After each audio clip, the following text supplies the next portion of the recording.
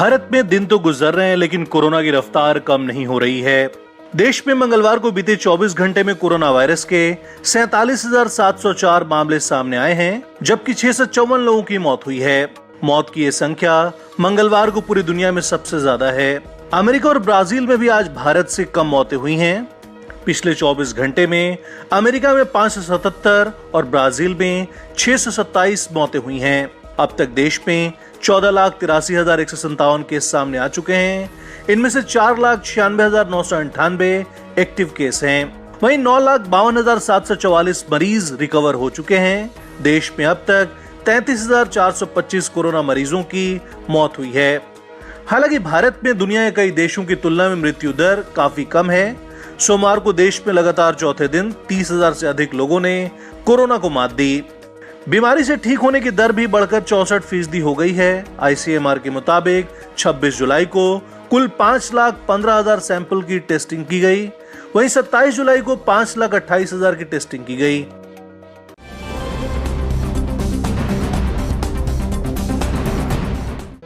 Corona को लेकर मुंबई से एक बड़ी राहत देने वाली खबर सामने आई है।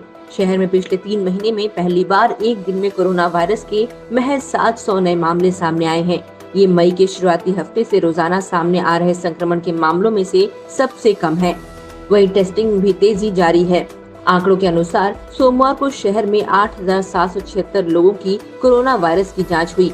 एक दूसरी राहत देने वाली खबर ये है कि अब मुंबई में कोरोना के मरीजों के दोगुने होने की दर बढ़कर 68 दिन हो गई है। 26 जुलाई तक मुंबई में 4,85,563 कोरोना टेस्ट किए गए और प्रति 10 लाख की जनसंख्या में 37,329 लोगों की टेस्टिंग हुई।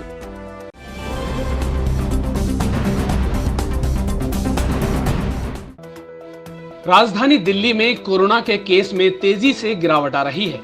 सोमवार को सिर्फ 613 कोरोना संक्रमण के केस मिले, जो बीते 2 महीने में सबसे कम है।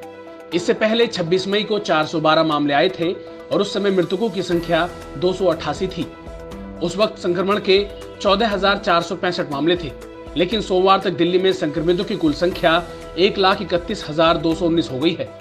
दिल्ली में बीते 24 घंटे में 26 मरीजों की मौत भी हुई है और इसके साथ ही इस महामारी से मरने वालों की तादाद 3,853 हो चुकी है। दिल्ली में फिलहाल 10,994 मरीजों का इलाज चल रहा है। सोमवार के बुलेटिन के मुताबिक दिल्ली के कोविड अस्पतालों में 12,436 बेड खाली हैं। बुलेटिन के मुताबिक 1,16,372 मरीज ठीक हो गए हैं। साथ ही दिल्ली में कुल 9,58,283 जांच हुई हैं।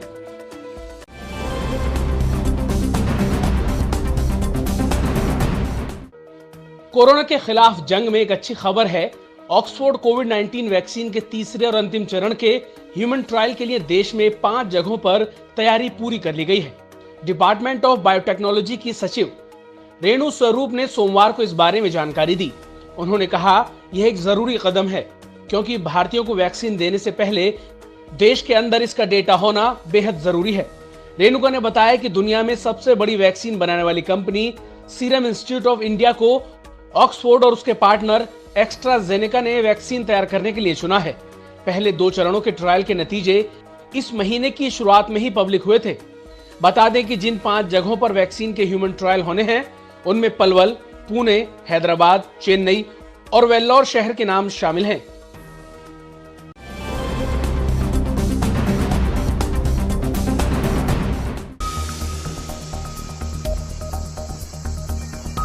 देश में कोरोना वायरस महामारी के बीच रोजाना स्वास्थ्य सेवाओं की जर्जर हालत और सरकारी दावों की पोल खुल रही है। उत्तर प्रदेश के झांसी का एक वीडियो वायरल हुआ है, जिसमें एक कोरोना मरीज अस्पताल में अपने फोन पर वीडियो बनाकर अस्पताल की अव्यवस्था को दिखा रहा है। मरीज वीडियो में लगातार मदद की अपील कर रहा है और उसके शरीर से खून भी बह रहा है, लेकिन उसकी मदद के लिए कोई आगे नहीं आया। ये वीडियो बनाने के कुछ ही देर बाद इस मरीज की मौत हो गई। वीडियो में ये शख्स क्या कह रहा है, आप भी देखें। अवस्था है और परेशान हो रहे हैं। नहीं तो दूसरे अस्पताल में शिफ्ट कर दिया जाए, हमें दूसरे अस्पताल में शिफ्ट कर दिया जाए। यहाँ कोई केयर नहीं हो रही है, बहुत लापरवाही हो रही है। ध्यान दें।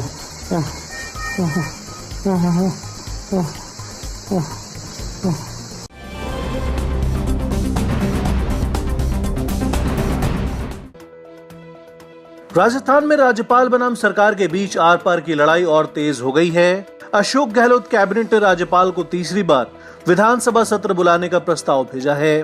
कैबिनेट ने फिर से 31 जुलाई से सत्र बुलाने की इच्छा जताई है।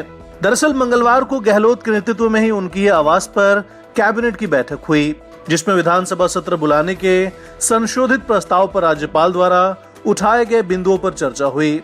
अब राज्यपाल से अपील की गई कि उन्हें कैबिनेट द्वारा दी गई सलाह माननी होती है, वरना राज्य में संवैधानिक संकट पैदा हो सकता है।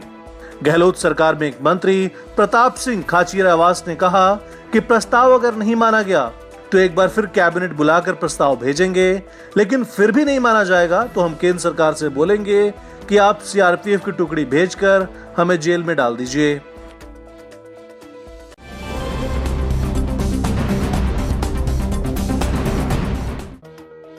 बुधवार को फ्रांस से भारत पहुंचने वाले 5 राफेल विमानों के स्वागत की पूरी तैयारी हो गई है। अंबाला एयरबेस पर सुरक्षा के पुख्ता इंतजाम किए गए हैं। एयरबेस के 3 किलोमीटर के दायरे को नो ड्रोन जोन घोषित कर दिया गया है, जिसका उल्लंघन करने पर कड़ी कार्रवाई की जाएगी। अंबाला छावनी के डीएसपी ने सुरक्षा बंदोबस्त के बारे में जानकारी दी। दरअसल 7000 किलोमीटर की दूरी तय कराने वाले इन 5 राफेल विमानों की तैनाती चीन सीमा से लगभग 300 किलोमीटर दूर अंबाला एयरबेस पर होनी है। बता दें कि साल 2022 तक फ्रांस से 36 राफेल विमानों को देने का करार है और चीन से सीमा विवाद के बीच राफेल के पहले जत्थे का आना भारत के लिए बेहद अहम है।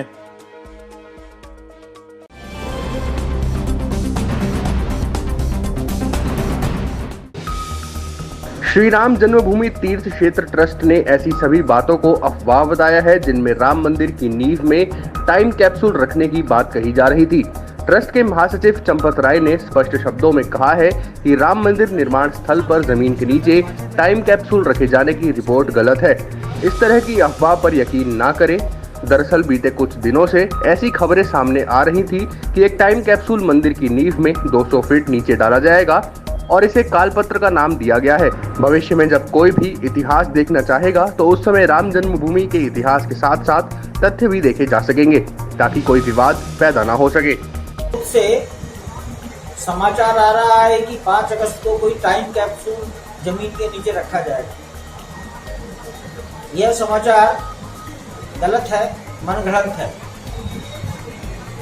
मैं सबसे आग्रह करूंगा कि राम जन्मभूमि तीर्थ क्षेत्र ट्रस्ट की ओर से जब कोई अधिकृत वक्तव्य जाए उसी को आप सही माने और इधर उधर जो बातें छपती हैं उस पर काल्पनिक बातों पर विश्वास करके अपना मन परेशान न।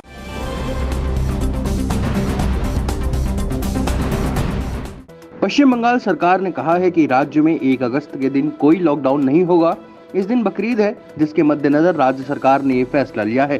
सरकार से जुड़े लोगों के मुताबिक लोग बेहतर तरीके से त्योहार मना सकें, इसी के चलते पाबंदियां हटाई गई हैं। हालांकि लोगों को एहतियात बरतने के लिए भी निर्देश दिए गए हैं।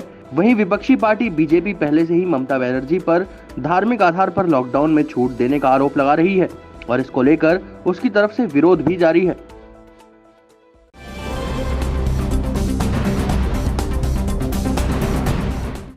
पहले से ही कोरोना और बाढ़ से परेशान बिहार के लिए मौसम विभाग ने बुरी खबर दी है। मौसम विभाग के मुताबिक 1 अगस्त तक उत्तर बिहार और नेपाल के तराई इलाकों में भारी बारिश की आशंका है, जिससे उत्तर बिहार में गोपालगंज से लेकर कटिहार तक बाढ़ का संकट और बढ़ेगा। फिलहाल बिहार के 11 जिले बाढ़ से प्रभावित हैं, लेकिन मौसम विभाग के अनुमान के मुताबिक आने वाले दिनों में बाढ़ का संकट 15 जिलों तक बढ़ सकता है और 30 लाख से ज्यादा लोग इससे प्रभावित हो सकते हैं। फिलहाल बिहार में 7 नदियां खतरे के निशान से ऊपर बह रही हैं। करीब 24 जगहों पर तटबंधों पर भारी दबाव है, यानी उनके टूटने का खतरा है। चंपारण व मिथिलांचल में पहले से ही आधा दर्जन जगहों पर तटबंध पहले ही टूट चुके हैं। यदि तटबंधों में टूट की संख्या बढ़ेगी तो विस्थापित की संख्या दोगुनी हो सकती है।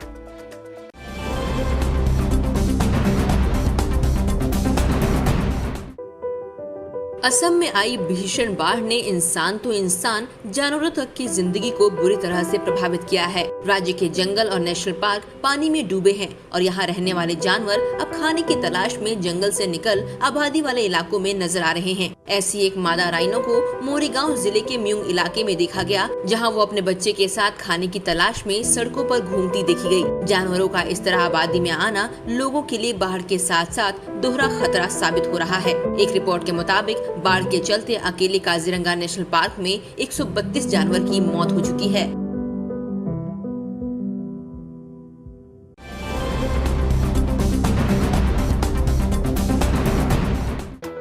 उत्तराखंड में सोमवार देर रात पुलिस की बर्बरता का एक मामला सामने आया। दरअसल रुद्रपुर में बिना हेलमेट जा रहे एक बाइक सवार युवक ने पुलिस को कागज नहीं दिखाए, जिससे गुस्साए पुलिस वाले ने उसके माथे में ही चाबी घोंप दी। हालांकि DG law and order Ashok Kumar ने बताया कि युवक ओवर स्पीड से आ रहा था और पुलिस कर्मियों ने उसे रोकने का प्रयास किया, जिसके चलते उसे चोट आई। मामले में एक सब इंस्पेक्टर और 2 हेड कांस्टेबल को सस्पेंड कर दिया गया है। घटना से गुस्साई भीड़ ने थाने पर पथराव किया, साथ ही एक पुलिस कर्मी की पिटाई भी की। फिलहाल युवक अस्पताल में भर्ती है, जहां उसका इलाज चल रहा है। डीजी अशोक कुमार ने मामले में जांच और कार्रवाई का आश्वासन दिया है।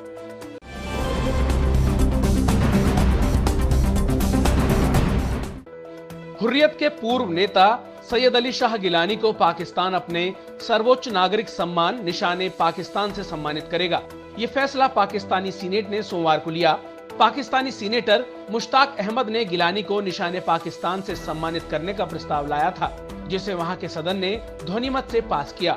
इसके अलावा गिलानी के नाम पर एक यूनिवर्सिटी बनाने का प्रस्ताव भी रखा गया है। बताया जा रहा है कि पाकिस्तान में गिलानी की अलगाववादी गतिविधियों के कारण ही पाकिस्तान ने उसे निशाने पाकिस्तान से नवाजने का फैसला किया है।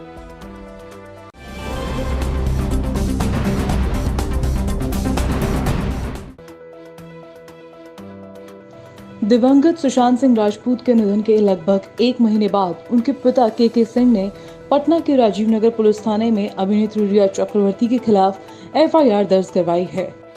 रिया पर सुशांत से पैसे लूटने और उन्हें आत्महत्या के लिए उकसाने का आरोप है। बता दें कि सुशांत और रिया एक्टर के निधन से पहले कुछ समय तक रिलेशनशिप में थे।